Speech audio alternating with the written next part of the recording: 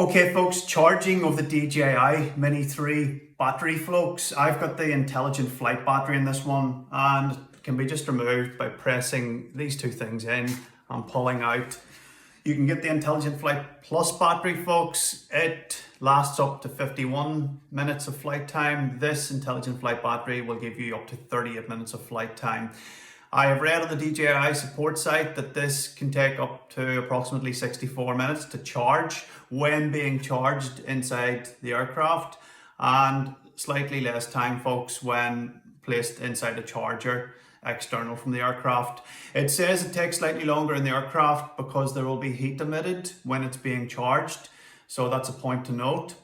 Also folks, the intelligent flight battery plus the intelligent flight plus battery come with an auto discharging function folks that can't be manually set. So once it's taken off the charge folks, it will start to automatically discharge the power out of the battery down to 96% after 1 day, and after 9 days down to 60% folks, and that's to prevent swelling apparently of the battery. And during that process folks, it will emit some heat, so just be aware of that, okay? Right, to insert this battery into the drone folks, it's just a matter of pushing it in the back until you hear an audible click, all right? Okay folks, as per what I said yesterday, I'm using the Apple Mac 30-watt charger, and I've got the USB-C to USB-C cable plugged into that from the DJI manufacturer. So I will take the end that's going to go into the drone and it's going to plug into this USB-C female connection point on the back end here folks. Yep. And I'm then going to plug her in and switch her on. Simple as that.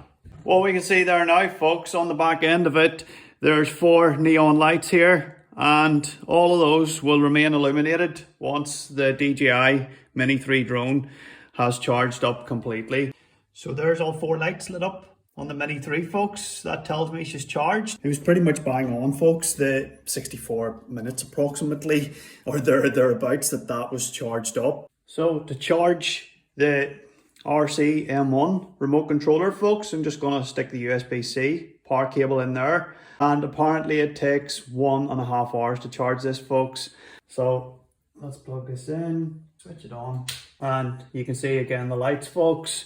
So I'll leave that for an hour and a half. So folks, literally an hour and a half, nearly to the minute, the DJI RC-N1 is fully charged, because the indication is all the lights have gone out. So they have, okay. So all that leaves me to do folks, to continue with the setup, is download the app from the App Store and follow the instructions on how to maneuver to the next step, which is going to be taking this bad boy out for a flight. Any questions folks, as always, drop them in there. I'll leave this one with you and wish you all the best. Take care and good luck.